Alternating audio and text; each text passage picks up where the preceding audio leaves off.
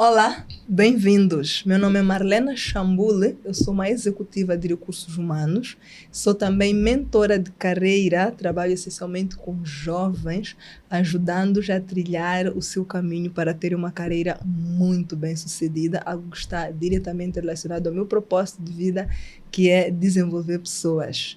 Estou aqui com a minha amiga e parceira, Daiane. Olá, Daiane, tudo bem? Tudo bem, e você? Também, tudo bem, estou super bem. Que bom. Bom, sou Daiane Loureiro, também sou executiva de recursos humanos, também trabalho com desenvolvimento de pessoas, sobretudo pessoas em posição de liderança, com foco especial para mulheres. E estamos aqui para apresentar-vos o episódio de número 32 do nosso podcast, em que a gente está conversando sobre este livro aqui, O Poder do Agora, e este é o episódio final deste livro, né? Como habitual, a gente dividiu o livro em alguns episódios e se apareceu para você apenas este episódio aqui, para um pouquinho, recua 2 episódios, começa do episódio número 30, tá bem? Para você acompanhar realmente a ordem cronológica do livro, para você não ficar perdido assistindo apenas esse. Exatamente, isso é muito importante, até porque nós dividimos aqui o livro em 3 episódios, então faz mesmo sentido vocês perceberem tudo o que este autor nos traz neste poderosíssimo livro de leitura obrigatória, que nós já tínhamos lido, um livro com muitos milhões de cópias vendidas. Pela nossa pesquisa, estamos aqui a falar de 8 milhões de cópias vendidas, quando nós decidimos gravar este podcast traduzido para vários idiomas.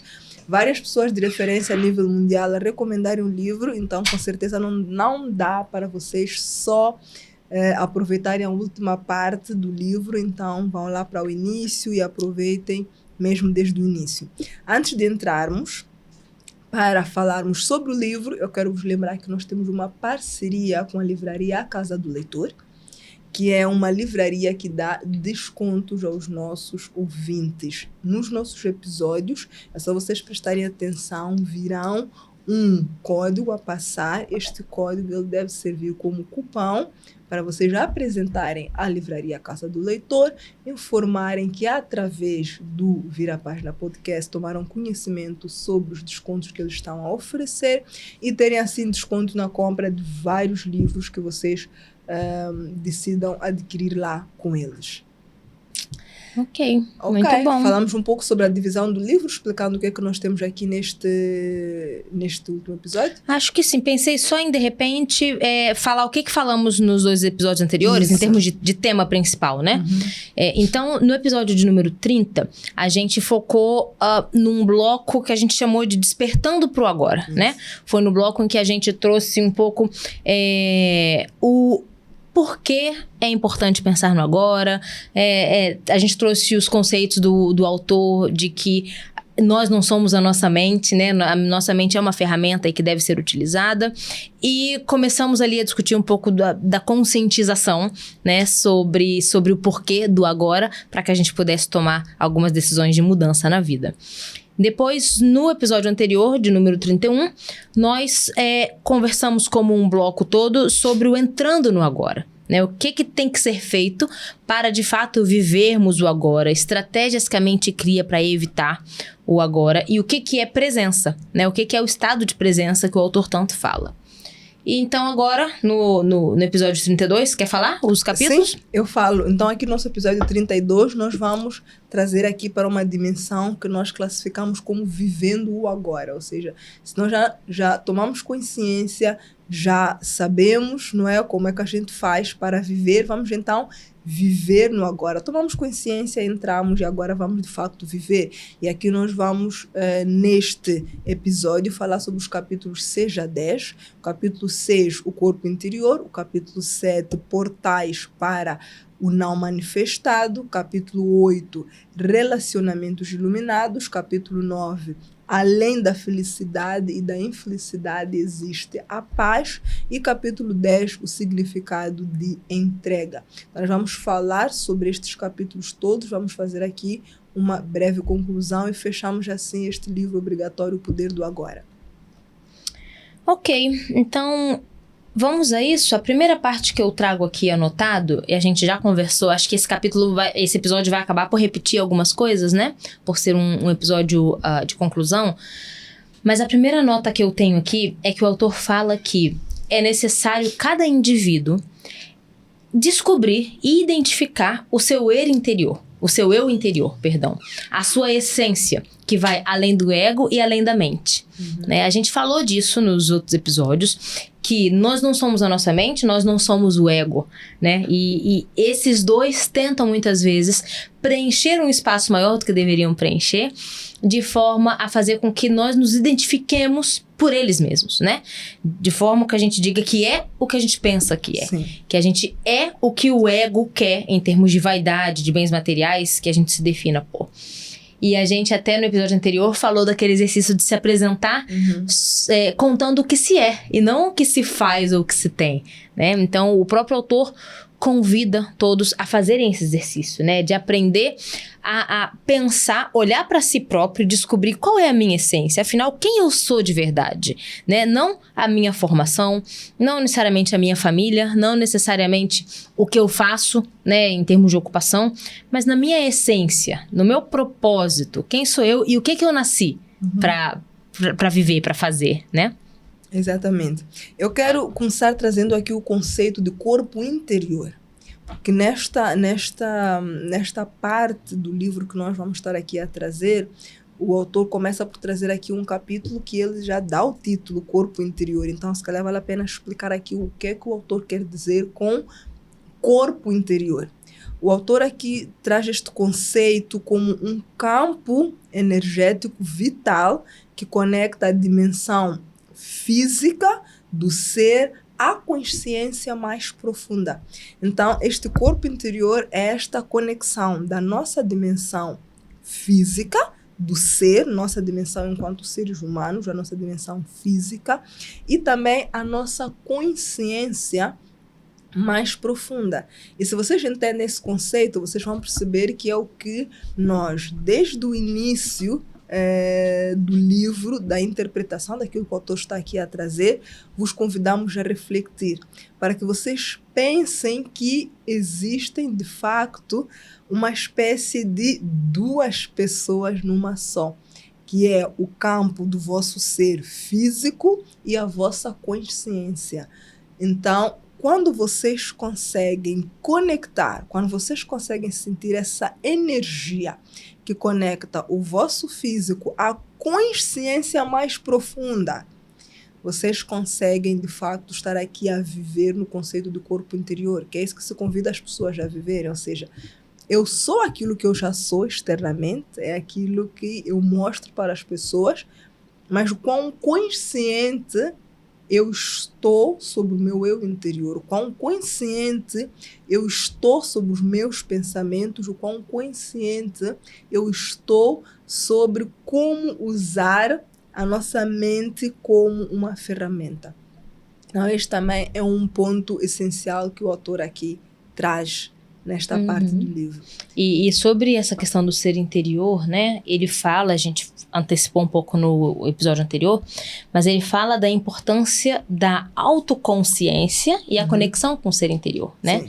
Então, é sim saber quem é o nosso ser interior, mas garantir que acontece essa conexão, né? Da nossa autoconsciência. E aí que ele entra nos pontos que a Marlena já bem falou no episódio passado, de o que é importante ser feito para cultivar bem essa conexão, né? Do meu eu interior, conversar muito bem com o meu inconsciente para que aquilo ali vire hábito, né? Para que vire coisas automáticas que são feitas. Então fala da questão da meditação, de novo, da autorreflexão, da se olhar como espectador, que a gente já falou aqui, né? Como se fosse alguém que está assistindo uma ópera, uma apresentação e está sentado ali num lugar privilegiado, olhando de fora, observando todos os detalhes de maneira imparcial e racional, sem emoção, né? Para poder identificar ali o que está coerente, o que não está coerente. Exatamente, exatamente. Eu quero trazer aqui um outro conceito, que é o conceito do não manifestado, que o autor também traz aqui neste livro, e ele explica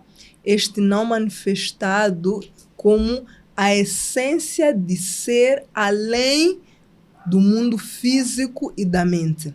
É aquela dimensão espiritual que está além do tempo, do espaço e das formas. Isso parece muito complexo, então deixa eu destrinchar isto aqui para vocês perceberem o que o autor quero aqui trazer. O que acontece é que nós, enquanto seres humanos, e entendam aqui o espiritual, mais uma vez, dissociado da questão religiosa. Nós já falamos disso em vários episódios, em que a pessoa ela é composta pelo físico, pelo espiritual, pelo emocional. Então é importante nós percebermos que há dimensões diferentes na composição de uma pessoa, na composição de um ser humano. Quanto mais cedo nós nos dermos conta disso, sabermos separar e sabermos administrar cada uma delas, nós conseguimos gerir melhor as nossas emoções, nós conseguimos tomar melhores decisões, nós conseguimos usar a nossa mente e não o contrário. Então aqui o autor o que quer trazer é exatamente isso,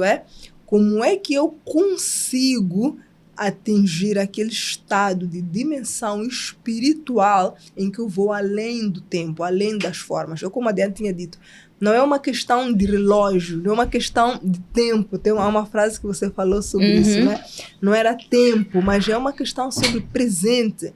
Eu conseguir estar aqui agora, eu conseguir viver isso agora, eu conseguir participar desta essência de viver para além do físico e da mente. Então, isso nós conseguimos fazer quando nós temos a capacidade de nos observar os nossos sentimentos, os nossos pensamentos. E o autor aqui até traz como é que então nós podemos acessar este estado de não manifestado. E ele traz aqui duas formas. Primeiro é usando o que ele chama de portais, não é? E quais que são esses portais? O silêncio, não é? O corpo interior e o agora são os portais para experimentarmos essa dimensão. Então, o que é o silêncio? É o que nós tínhamos falado antes. A nossa capacidade de fato, estarmos num momento em que nós ouvimos a nossa respiração, sentimos a nossa respiração, um exercício de meditação, um exercício criativo em que nós silenciamos a nossa mente de um conjunto de pensamentos que não fomos nós que escolhemos e nós começamos a pensar naquilo que nós escolhemos, naquilo que nós queremos decidimos, pensar. naquilo que nós queremos pensar. É o nosso exercício de ter o nosso corpo interior e conhecendo-o. O que eu sinto, o que eu penso, o que eu quero, como é que eu reflito sobre o passado, como é que eu reflito sobre o futuro, quem sou eu internamente, qual é a minha identidade. Tudo isso faz parte desse pacote. E também o agora, porque os portais são esses três, o silêncio, o corpo interior e o agora. Né? Então, viver o agora, viver o presente e experimentar. Já demos aqui vários exemplos sobre fazer algo e sentir que está a fazer esta determinada coisa.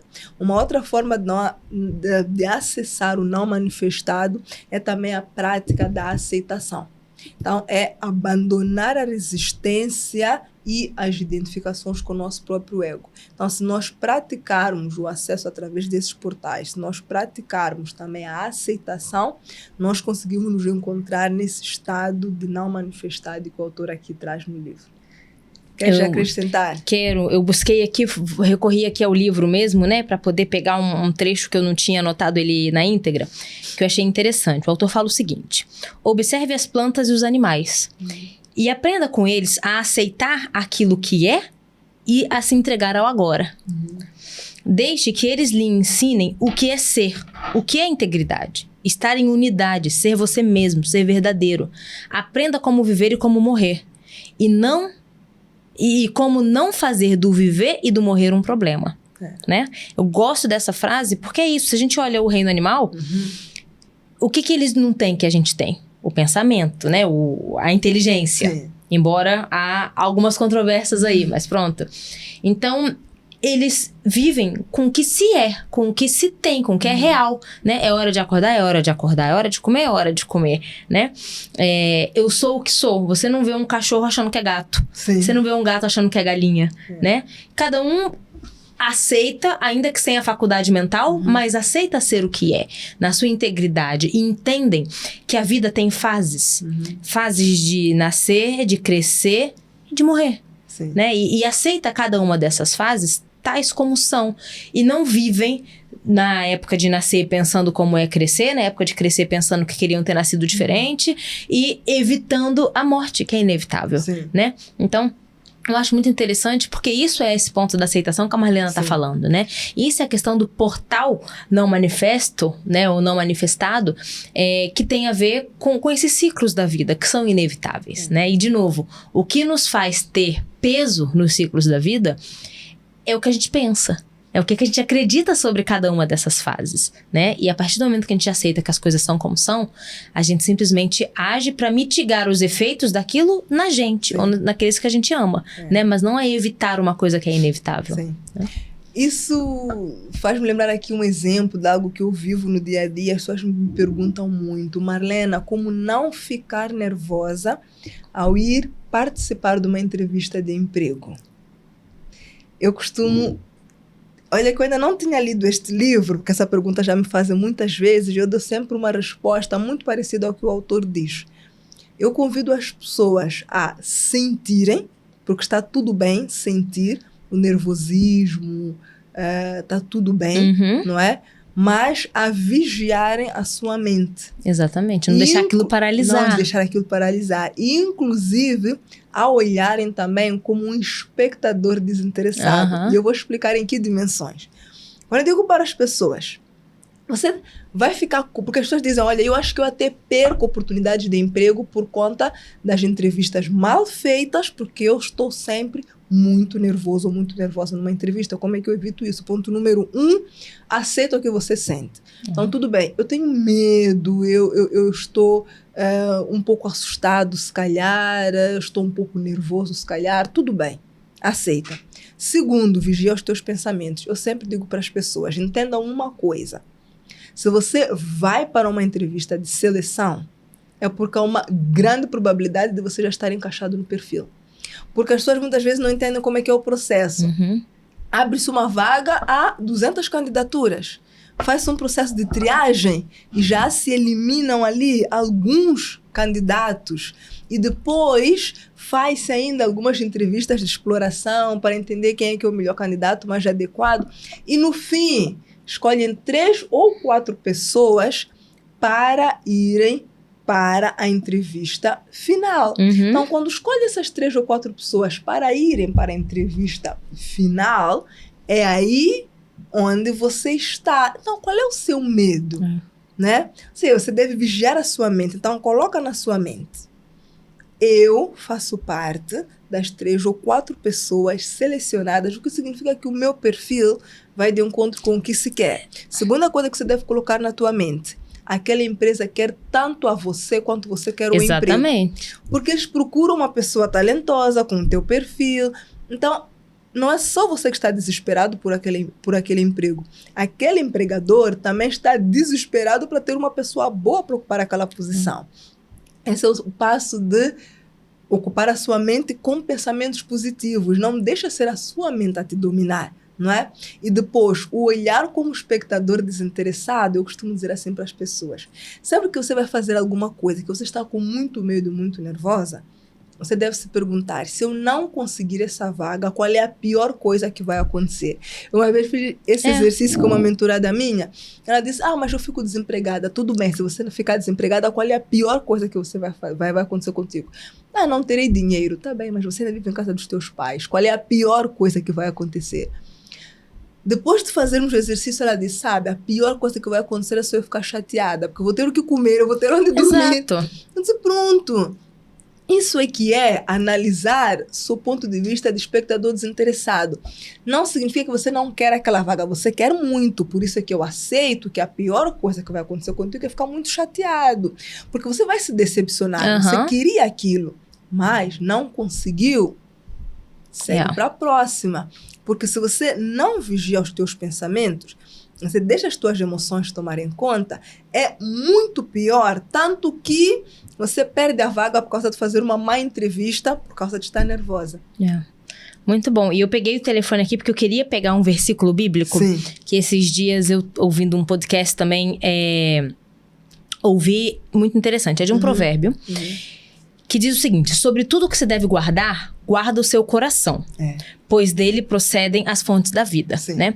E aquele palestrante que estava no podcast, ele diz, olha, na verdade, no original, quando esse provérbio ele se refere a coração, tá falando de mente. Sim. Porque tá entendendo a mente como aquele que é o órgão que cria os pensamentos, que são as fontes da vida. Não o coração como o órgão dos músculos de batimentos e circulação sanguínea, né?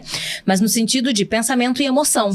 Então, eu acho que tem muito a ver com o que você falou, né? Sobre tudo o que acontecer, tudo, fracasso, sucesso, problema, dificuldade, guarde o seu pensamento, né? E isso até vem de um livro milenar, de novo, independente de religião. É um livro milenar, provérbios, né? Todo mundo sempre cita um provérbio em algum momento. E o provérbio já diz, sobre tudo que se deve guardar nessa vida, guarda aquilo de onde provém as fontes da vida, de onde provém a essência, o seu controle, que está na sua mente. Né? Então, se você aprende a controlar isto, você consegue controlar todo o resto, né? Não, muito boa. Eu gosto muito dessa passagem, porque de facto é isso, não é? Você consegue controlar a tua mente, você consegue controlar tudo. Nós já dissemos aqui, a fonte dos problemas das pessoas está na mente. A fonte dos problemas da humanidade está na mente. Em como então, você encara. Vigia a tua mente. Vigia os teus pensamentos. Esse exemplo que eu trouxe agora da entrevista é só um exemplo de milhares. Quantas coisas nós acabamos não tendo sucesso por conta da nossa mente. Ou seja, sentimos uma emoção, a nossa mente nos levou a fazer uma coisa, deixamos a nossa mente nos usar e prejudicamos ainda mais aquela situação, né? Assim, é a nossa mente, é mais do que a sua emoção. É isso. Né? É mais do que a sua emoção. E sobre, assim, os problemas, né, e os ciclos, e como a mente reage, tem outro trecho aqui do autor que ele diz o seguinte, existem ciclos de sucesso, quando as coisas acontecem, dão certo, estão fluindo, e existem ciclos de fracasso. Ele chama a palavra fracasso, a gente não tem que ter medo de dizer o nome de algumas coisas, né? Ciclos de fracassos, quando as coisas não vão bem, parecem se desintegrar. Você tem que permitir que elas terminem. Quando a gente está vivendo um ciclo de fracasso, um ciclo em que parece que as coisas não estão encaixadas como a gente gostaria que fosse, tudo bem, não é para se desesperar, é para pensar de maneira racional. E ele diz, tudo bem, permita que as coisas aconteçam como tem que ser, permita que as coisas terminem, dando espaço para que coisas novas aconteçam ou se transformem. Então, como a gente falou antes, não é evitar o inevitável. Na vida vai ter sofrimento, vai ter problema, né? Vai ter morte, vai ter luto, né? Vai ter fim de ciclos o tempo inteiro. A gente não pode evitar isso. A gente tem que aceitar que as coisas são como são e tentar entender daquilo que aconteceu, o que eu posso tirar de diferente? O que eu preciso mudar para então abrir espaço para o novo ou para que aquela coisa que não correu bem se transforme em algo melhor e vire um novo para mim, né? Então, como sempre, volta a gente puxar pela razão, a gente controlar a nossa mente e não deixar que esses ciclos negativos nos dominem. Sim. O que fala Jair faz-me puxar aqui o gancho para algo que o autor diz aqui no livro que eu gosto muito, que é: a paz não está ligada à felicidade ou à infelicidade. Nós decidimos viver em paz. Exatamente. Nós decidimos viver num estado iluminado. Não significa que nós seremos sempre felizes.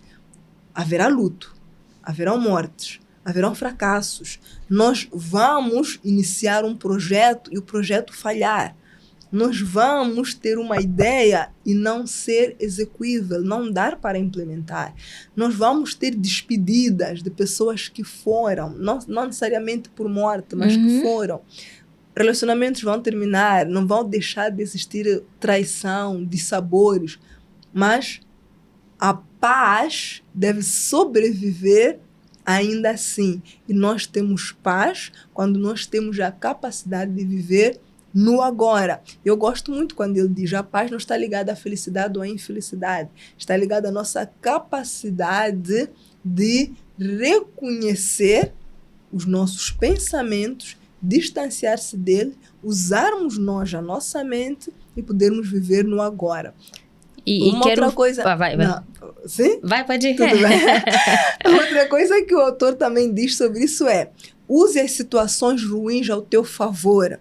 pense nelas como uma oportunidade para aprender mais, para trabalhar melhor as tuas habilidades ou entender qual é a atitude correta a se tomar. Essa é a maneira certa de usar o poder do agora. Quando nós temos a capacidade de usar as situações ruins a nosso favor, é a maneira certa de nós usarmos o poder do agora. Porque quando nós olhamos para as situações ruins como algo do passado, que nós só queremos sentir culpa, nos julgarmos, sofrermos com aquilo, no final do dia nós não tiramos nenhum benefício. Um exemplo de uma coisa muito simples é uma má performance no trabalho. Nós podemos, numa situação em particular, ter uma má performance, fazer mal uma determinada coisa. Por quanto tempo nós carregamos isso? Eu tenho uma coisa que eu não gosto, eu sofro quando eu faço mal uma coisa.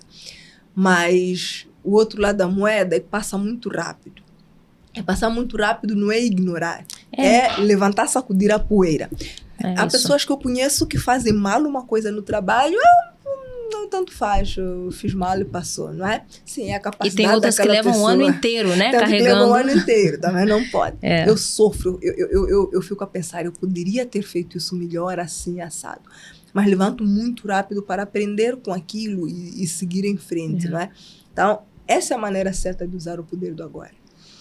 Muito bom. O que eu ia falar, que tinha a ver com a questão da paz, né, que você disse, e vou linkar aqui com os relacionamentos, porque também é um bloco que ele fala, né, é um dos capítulos que ele fala nesse bloco, para além da gente pensar, né, que a paz não tem a ver com essa dualidade de felicidade ou infelicidade, como a Marlena falou, é pensar que paz não depende de circunstâncias externas.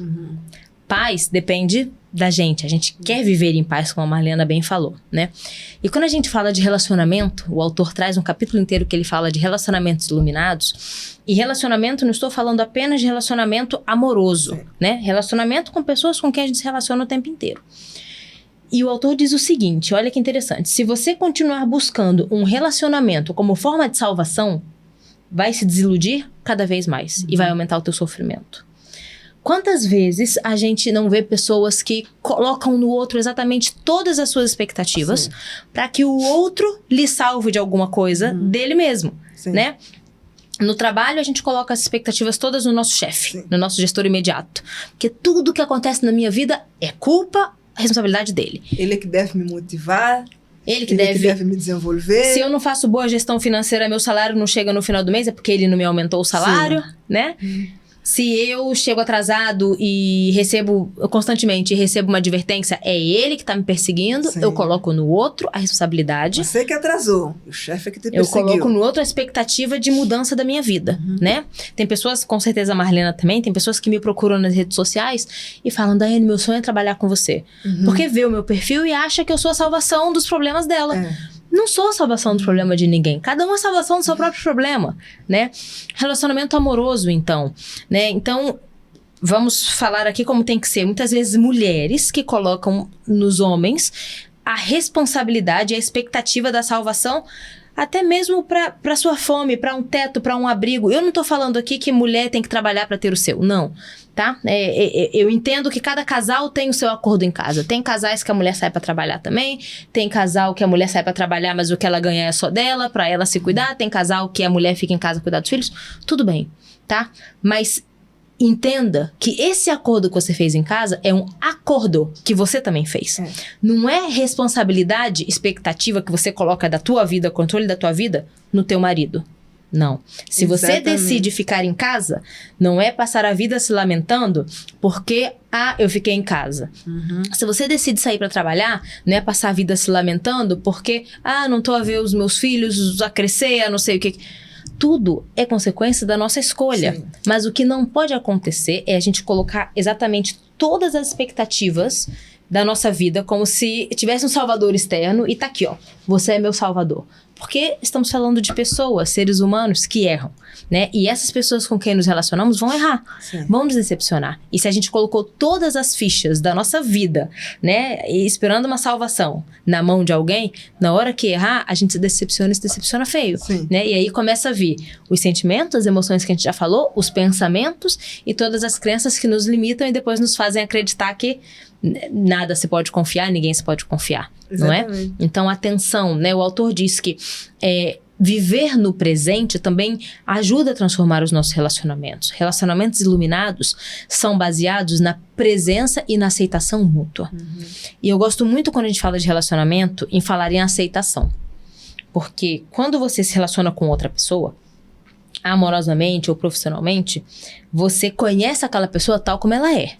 Então, você não tem o direito de querer que aquela pessoa mude. Sim. Pra te agradar, pra te satisfazer ou pra suprir as expectativas que você criou sozinho. Sim. Né? Você entrou na empresa, os teus colegas estavam lá tal como estavam. Ou outros chegaram, trouxeram suas bagagens emocionais como são. Seu chefe estava ali como é. Não é o teu papel achar que vai mudar a outra pessoa para que você consiga responder ou complementar alguma coisa da sua vida. Relacionamento amoroso é a mesma coisa. A gente muitas vezes vive na expectativa de transformar o outro. Né? A gente acha que o outro tem que mudar para nos satisfazer. Mas relacionamentos iluminados, baseados no agora, são baseados em aceitação mútua. É aceitar um ao outro tal como o outro é. Tal como eu conheci o outro. Foi assim que eu aceitei me relacionar.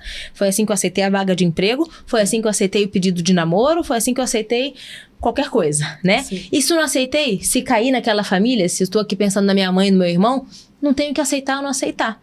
É o que é. Você não escolhe. Você não muda o seu irmão. Você não muda a sua mãe.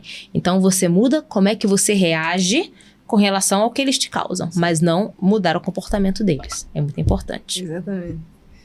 Boa, sobre isso eu já não vou acrescentar mais nada. Muito bem dito, eu gosto muito dessa coisa da salvação. Isso acontece muito, não é? Infelizmente, né?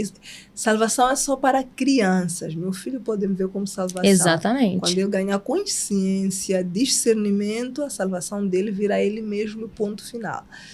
Eu sou salvação dos meus meninos, um de 5 anos e uma de 1 ano e meio. Não tem como ser salvação de pessoas da minha equipe, não sou a salvação do meu marido, não sou a salvação da minha irmã, não sou a salvação da minha mãe. Dos meus pais, exatamente. Não pode ser. Muito menos das pessoas que trabalham com a gente, né? Muito menos das pessoas que trabalham conosco, em casa, nas organizações e por aí vai. Muito bem. Eu vou então trazer aqui alguns benefícios que o autor traz sobre viver o presente. E o primeiro que eu vou trazer aqui, vocês já perceberam de tudo que nós tivemos a falar ao longo destes episódios, que é melhoria da nossa saúde mental e emocional. Se nós estamos aqui a falar que a nossa capacidade de controlar a nossa mente nos ajuda a vigiar os nossos pensamentos, nos ajuda a nos distanciarmos deles quando eles vêm, sem nós o termos convidado, nos ajuda a saber o que fazer apesar do que nós sentimos, que podem ser sentimentos positivos ou negativos, aquelas emoções positivas ou negativas.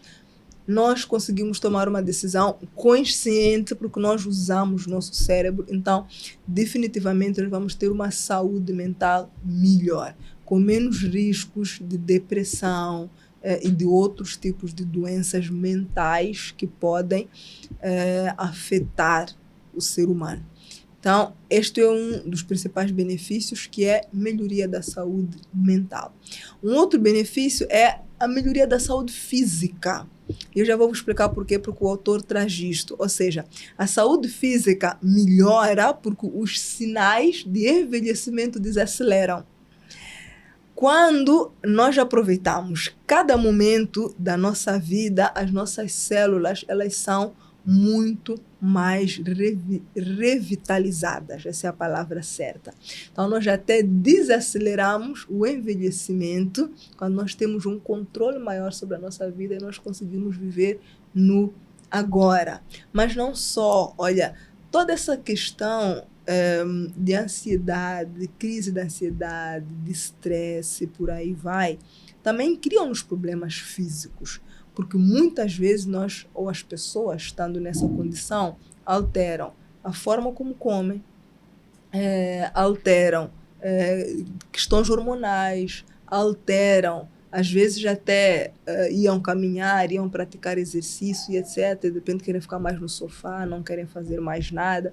Então, de certa forma, nós conseguimos viver no agora e termos este total controle sobre a nossa mente, usando essa ferramenta de forma correta e não o contrário, ela nos usando, nós conseguimos melhorar, sim, de forma significativa a nossa saúde mental e a nossa saúde física. Não sei se queres fazer um comentário sobre isso, Daiane. Não necessariamente sobre isso, mas pronto, essa questão da mente blindada como um todo, né? Eu achei aqui um outro trecho do autor, que ele diz o seguinte: a mente é, em essência, uma máquina de sobrevivência. Porque a gente está falando de salvação, então estava procurando esse trecho. A mente é, em essência, uma máquina de sobrevivência. Ela executa muitas coisas boas, quando, por exemplo, ataca outras mentes e se defende delas. Coleta, armazena e analisa uma informação. E por aí vai. Então, isso acho que conecta muitos pontos que a gente falou aqui, né? Lá atrás a gente falou, pensa na mente como um aplicativo, que você abre quando precisa, fecha quando precisa, né? E agora a gente já está falando sobre nós sermos a nossa própria salvação. Sim. Né? Então, pensa que a tua salvação está na sua mente, que é um aplicativo que você aciona quando você precisa, né? Juntando todos os pontos. Então, como é que ela vira uma máquina de sobrevivência para você? Você tem que usar ela de maneira estratégica, né? Às vezes é necessário atacar outra mente, provocar outra mente. Não tô falando provocar emoção. Sim. Quando você provoca outra pessoa para se vingar no calor da emoção, você tá provocando que emane emoção da outra pessoa.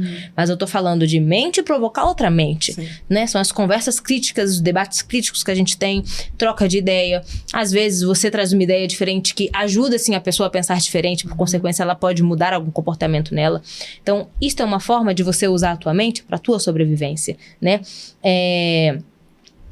Analisar informação, né? Quando você para e tem que pensar, ok, tem muita informação aqui, estou estressada, falamos do contexto de Moçambique, eu quero ter informação sim do que acontece, deixa eu usar a minha mente para analisar a informação que eu preciso para tomar alguma decisão.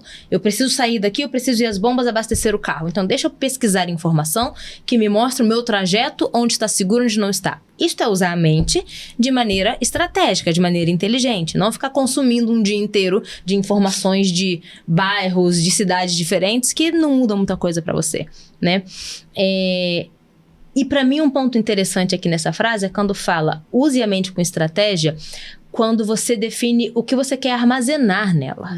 A gente também já falou disso aqui em outros livros, mas a mente não é algo também para você ficar guardando um monte de informação. Pensa na mente como a memória de um telefone, a memória de um computador. Tem uma memória limitada. Se você começa a guardar um monte de coisa, e tô falando de dados, tô falando de emoções, que você guarda entre coração e mente ali, né? Se você começa a guardar um monte de informação ali, não tem espaço para coisas novas. E você fica toda hora ruminando, repensando coisas do passado, né? A mente, a Marlena falou aqui numa das dicas do episódio anterior, é para criar, é para você explorar a sua criatividade, deixar fluir coisas novas. Mas como é que você vai deixar fluir coisas novas se ela tá cheia de entulho, né? Então, há muitas formas que a gente falou ao longo de todos esses episódios aqui, que você pode blindar a sua mente, comandar a sua mente e utilizá-la ao seu favor, né? Só que, de novo, infelizmente, muitas vezes a gente faz o contrário. Mas se você é nosso seguidor, se você está aqui acompanhando até esse terceiro episódio desse livro, é porque você está interessado em fazer diferente. Então, você pode começar a fazer diferente já, a partir de agora. Tem que silenciar a mente, porque a mente faz barulho, não é? Nesta parte que nós estamos aqui a trazer neste episódio, que nós estamos aqui a designar como vivendo o agora, o autor traz aqui o conceito de entrega. Então, eu também quero vos explicar o que o autor traz aqui como entrega. O autor, quando fala sobre entrega, ele fala sobre o poder da entrega. Ele explica sobre a necessidade que nós temos de aceitar a vida como ela é. Ponto e vírgula, que eu tenho de continuar antes que vocês digam, Marlene, eu não concordo com isso. Aceitar a vida como ela é, ou se entregar, esse ato de entrega, não é uma resignação, mas é uma aceitação profunda do presente sem resistência mental ou emocional. O que significa? Eu estou nessas condições. O país está assim, a minha família está assim, o meu trabalho está assim, a minha vida está assim, a minha mente hoje está assim. Eu aceito sem resistência mental ou emocional. Não significa resignação. Significa que você vai ter planos, vai querer ter um futuro brilhante, hoje é feliz, vai querer ser mais feliz ainda, já conquistou um conjunto de coisas, quer conquistar mais coisas ainda, tudo bem. Mas o poder da entrega é este poder de aceitação. O autor ainda diz que essa aceitação profunda permite viver em paz, agir com clareza e alinhar-se ao fluxo natural da vida, em vez de lutar contra ela. Já tínhamos também falado aqui sobre isso. Quando você aceita essa entrega, você vive em paz e alinhado com o fluxo natural da vida. Muitas vezes, justamente porque as pessoas não aceitam este poder da entrega, não aceitam a sua condição atual, não reconhecem a sua condição atual, as pessoas perdem-se muito rapidamente em comparações com o que os outros já têm, com o que os outros já conquistaram, e isso mergulha as pessoas em frustração e tristeza. E depois as pessoas também metem-se muitas vezes no processo de aceleração para conseguir coisas, não é? Sabe aquela pessoa que só tem 18 anos, mas pensa assim, como é que eu consigo ter aquela vida luxuosa que uma pessoa que tem 30 ostenta nas redes sociais? Exato. Calma. Sabe, simplesmente aceite o poder da entrega. Porque se calhar aquela pessoa já usa um iPhone 16 porque já tem 15 anos de experiência de trabalho. Né? Mas se você tem 18, está a começar a vida, então está tudo bem se você usar aí um telefone mais simples, modesto, mais modesto, exatamente. Então, essa questão da aceitação traz paz. Eu aceito a minha condição, eu estou em paz com ela. Eu vou me organizar para ter uma condição melhor. Me fez pensar um episódio também de um podcast que eu estava ouvindo ontem, né? E estamos aqui nas primeiras semanas de um novo ano. E o podcast falava sobre planificação, né? Planejamento de metas para um novo ano. E uma das painelistas ali no podcast disse que uma das coisas que ela tinha definido como meta no novo ano para ela é seguir menos pessoas, se inspirar em menos pessoas nas redes sociais. Por causa disso. Sim. Porque muito do que se vê nas redes sociais não é verdade. Né? As pessoas... Rede social é entretenimento, então ninguém quer postar na rede social o seu sofrimento. Sim. Quer postar só coisas boas para te entreter, né? Porque sofrimento cada um já tem o seu próprio. Então, e ela é uma pessoa, por acaso, muito bem posicionada, né, profissionalmente e nas redes sociais. E ela dizia, não, mesmo com tudo que eu já tenho, eu começo a ver outros e começo a pensar, como é que ele tem isso e eu não tenho? Por que ele cresceu assim e eu não cresci? E aquilo começava a gerar algumas insatisfações e ansiedades. Então ela falou, quer saber? Eu vou fazer uma limpa nas pessoas que eu sigo, eu quero seguir apenas pessoas que realmente me acrescentam ou me inspiram no que eu quero conquistar. Ostentação por ostentação? Não quero. Eu quero pessoas que me ensinem a pensar, me ensinem a trabalhar, me ensinem a fazer coisas diferentes, a pensar diferente. Essas pessoas eu vou seguir porque é nessas que eu quero me inspirar. Outras eu vou tirar, ou pelo menos vou dar aquele hide, né? Sim. Que a gente não recebe notificação. Então, eu achei que é um movimento interessante, porque a gente está falando aqui, mas a gente sabe que não é fácil esse exercício de se aceitar e aceitar as coisas como são. Sobretudo num mundo de tanta ostentação através das redes sociais. Né? A pessoa posta ali muito linda, maravilhosa, mas está endividada. Né? A pessoa posta roupas não sei das quantas, mas é roupa de segunda mão. E coisas assim. A pessoa posta em casa do outro. Exatamente. A quem nunca faz uma foto na sua própria casa. E você tá vendo, querendo a vida daquele. Na casa da amiga, ou em casa do namorado. Ou no trabalho apenas. E você quer aquela vida daquela pessoa. Você nem que sabe nem ela tem. Está por detrás. Nem ela tem. Exato. Pois então, eu acho ela que... tem. Então... essa necessidade de aceitar a condição e viver em paz é tão boa porque quando você experimenta isso, e eu falo porque é uma coisa que eu experimento, quando você experimenta isso, você está muito mais capacitado a olhar para pessoas que têm coisas que você ainda não tem e você perguntar como se faz. Exatamente. Como se chega lá? Me explica, me inspira. Ainda há pouco falamos aqui sobre o closet. Olha, me mostra o teu closet que eu quero ver. Assim, às vezes é sobre isso. Quando você é capaz de viver em paz com o que você tem, com o que você conquistou, com o que você conseguiu, a tua mente te permite se inspirar e não cobiçar. A tua mente São coisas te diferentes. permite aprender e não invejar, porque muitas vezes as pessoas, ao invés de aprenderem, olhar, copiar, querer saber como se faz, querem procurar um motivo que a pessoa teve aquilo. Ah, olha só, eu sabia, não é dele, é do mãe, é da mãe, é do pai. Ah, por como é que ela subiu naquela posição no trabalho, né? Nem acho que subiu por mérito. Assim, é porque as pessoas não estão em paz. Não estão em paz. Exatamente. As pessoas estão em paz, aceitam o que têm, aceitam quem são. Com muita facilidade, elas perguntam como é que se faz. Como é que eu chego lá? E conseguem chegar lá. Conseguem chegar lá. Porque primeiro aceitaram a sua condição atual. Então, acho que para fechar mesmo, já estamos aí com 45 minutos, né? Sim. O último capítulo do livro, ele fala sobre o significado de rendição, de entrega em rendição, né?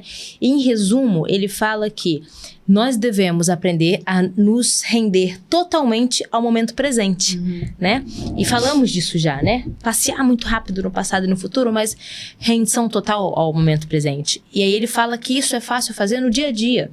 É quando a gente silencia a mente, como a Marlena falou tantas vezes. Estou subindo as escadas do meu prédio, sentir que eu estou subindo as escadas do meu prédio. Vou pegar o corrimão, sentir que eu vou pegar o corrimão. Sim. Qual a textura daquele corrimão? Ele é de madeira, ele é de metal, ele está gelado, ele está quente. Tem gente que nem sabe a cor do corrimão. Tem gente que não sabe nem se tem corrimão. Sim. Né? Porque passa sempre pensando em outras coisas, nunca parou para olhar. Né? Não sei nem qual é a cor do chão que eu piso todo dia quando eu chego na copa do escritório. Então é parar um pouco, silenciar tudo ao redor e puxar você mesmo para pensar no presente. O que eu estou fazendo? Onde eu estou? Quem está do meu lado? O que tem ao meu redor? O que eu estou sentindo? Isto no dia a dia. Não precisa de grandes dias para você parar, refletir, fazer um plano para estar presente. Não, isso é agora. Decidir agora, ok. O que eu estou, o que eu estou sentindo, quem está aqui, como as pessoas estão. E pronto, isso depois vira um hábito, né? Claro, claro. Eu, para fechar, quero trazer aqui 3 coisas que o poder do agora te permite, que te oferece, não é? Que você passa a ter acesso. Então, vamos lá. O poder do agora te permite, descobrir o teu verdadeiro eu. Você se descobre, você sabe quem você é, você descobre o teu eu interior. O poder do agora te permite, te mostra como o teu ego e a tua mente são a causa de todos os teus problemas. O teu ego e a tua mente. O poder do agora te permite ver isso, que a tua mente, o teu ego são a causa de todos os teus problemas. O poder da agora ainda te permite viver no momento presente. E viver no momento presente faz-te perceber que tudo que você vê como problemas, na verdade, são só ilusões. São dificuldades, não são problemas. Nós vemos muitos problemas, mas é porque nós não conseguimos silenciar a nossa mente, não conseguimos vigiar a nossa mente. Então, assim, eu acho que de forma... para fechar aqui as minhas notas, eu ia deixar isso como vantagem. Nós temos aqui 3 episódios a falar sobre um livro, e se vocês puderem resumir o que esse livro vos dá, esse livro vos dá isso, porque bem aqui no início, eu disse, até já está escrito na capa, não é? O poder da agora, um guia para a iluminação espiritual. Este é um livro para a transformação interior. Isso aí. Então... esperamos que vocês se transformem, que tenham aprendido, que coloquem em prática, não é? E que continuem aqui coladinhos na gente para muitos e muitos mais livros e reflexões sobre desenvolvimento pessoal. Exatamente. Não é isso? Sigam nas nossas redes sociais, subscrevam-se aqui no nosso canal do YouTube, deixem os vossos comentários sobre os nossos episódios e nos vemos na próxima semana. Até a próxima semana. Até a próxima. Brinde. Tchau, obrigada por nos acompanharem. Tchau, tchau.